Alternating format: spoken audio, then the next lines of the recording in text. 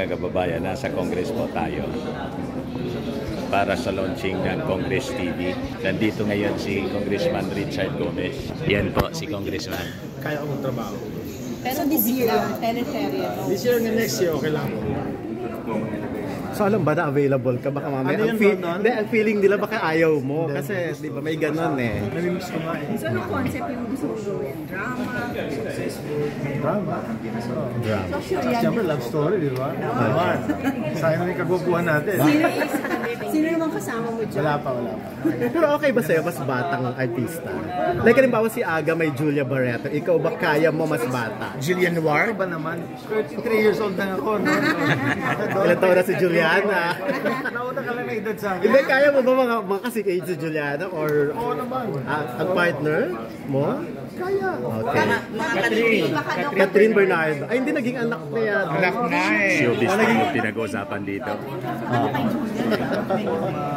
So, if ever, mga ganon. Salve, naghihintay. Ano yan, May December affair? Oo, mga ganon. Parang bagay kayo ni Andrea Brillantes.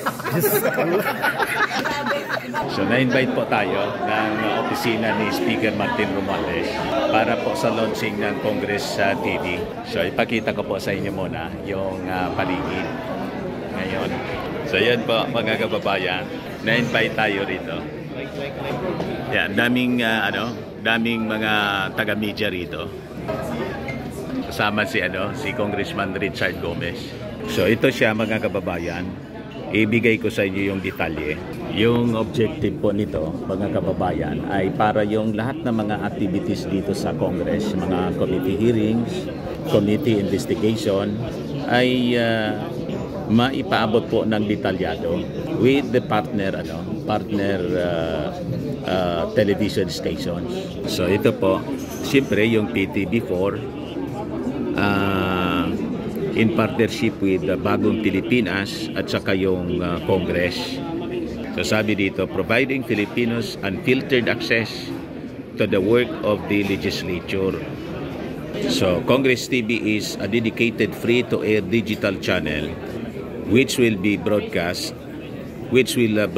the regular sessions nitong Kongreso on a daily basis po siya mga kababayan, for the benefit ng viewing public, lalo na po yung mga OFWs. Kaya makikita na natin yung lahat ng mga activities po sa digital platform. Saka siyempre sa mainstream media. So sabi rito, Congress TV aims to forge a stronger connection between the government and the Filipino people and encourage active participation in nation building. So kasama rito mga kababayan yung Channel 14, Metro Manila, PTV, Digital Free TV Channel, Channel 46, GMA For the Box, Channel 2, TV Plus. Tapos kami na mga nasa social media. Alam po, sa lahat. Si Madam Sendanga. Interview natin si Madam Sendanga. Ayan na.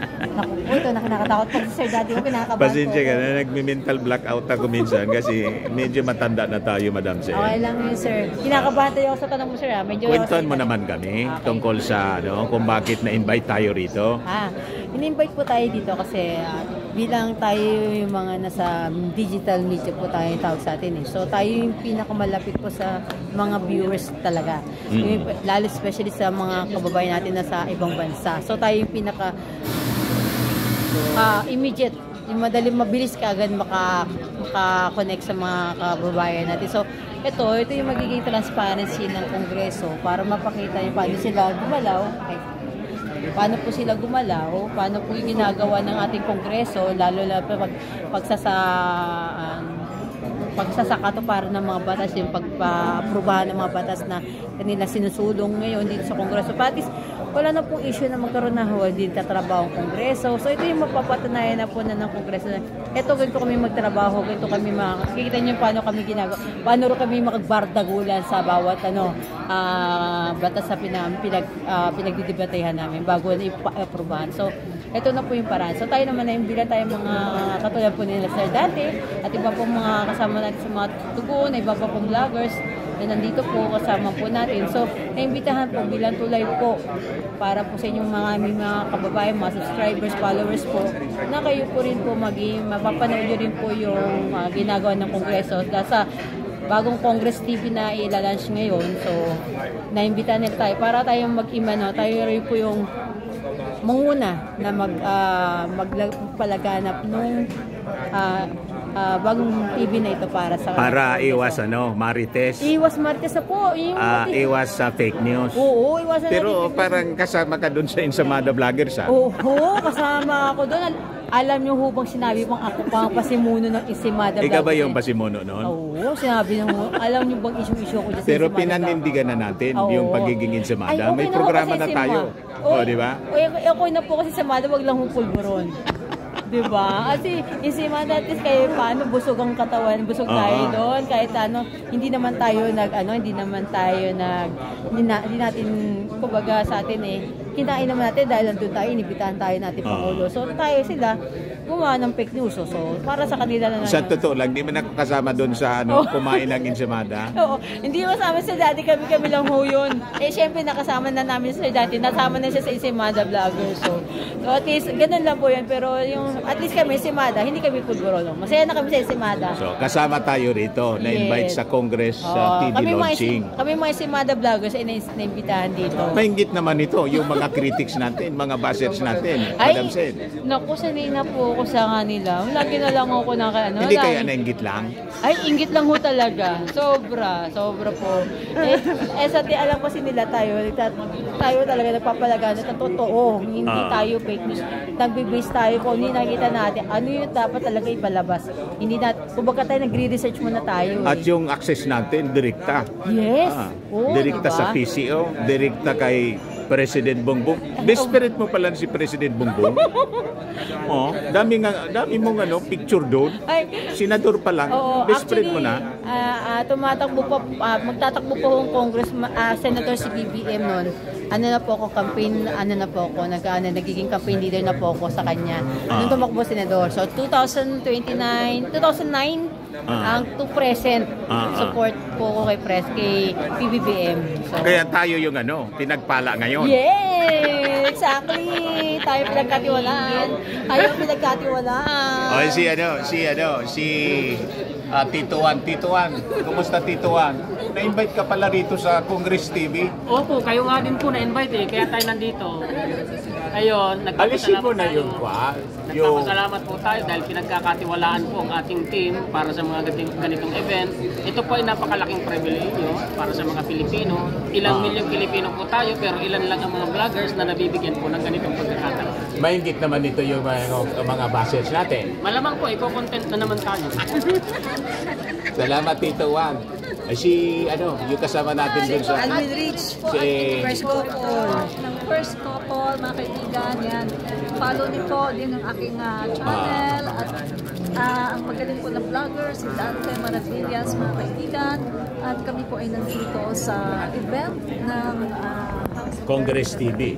Di ba? Para po sa launching, no?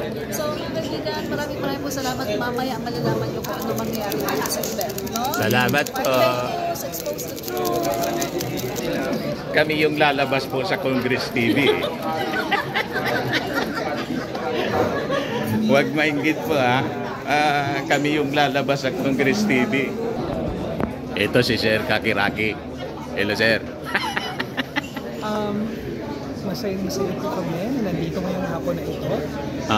Kitang-kita po natin kung paano ang gobyerno po natin ay merong desire na makarating ang kanilang mga ginagawa. May transparency sa mga constituents nila, lalo na dito sa Icho. Itong rason kung bakit nilolaunch itong Congress TV po.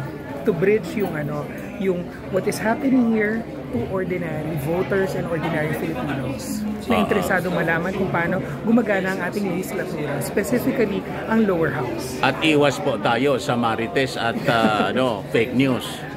Maging mapanuri. Doon na po tayo sa tamang informasyon. Yun ang rason nito. Maraming salamat po, Sir. So, yan po.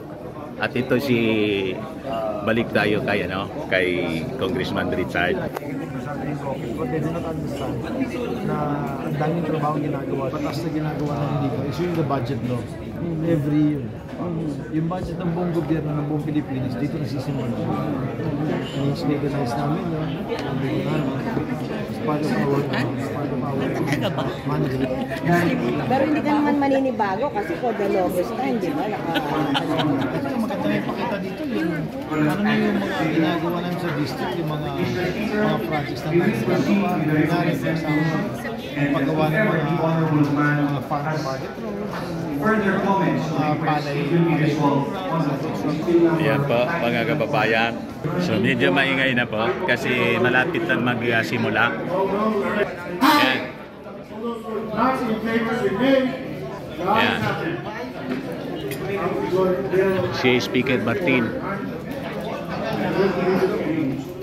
So lahat po ng mga committee hearings, all activities ng Kongreso will be covered live dito po sa Congress TV. Ayun man na po mga kababayan yung ating short video. Ako po si Dante Maravillas. Bye-bye po. God bless.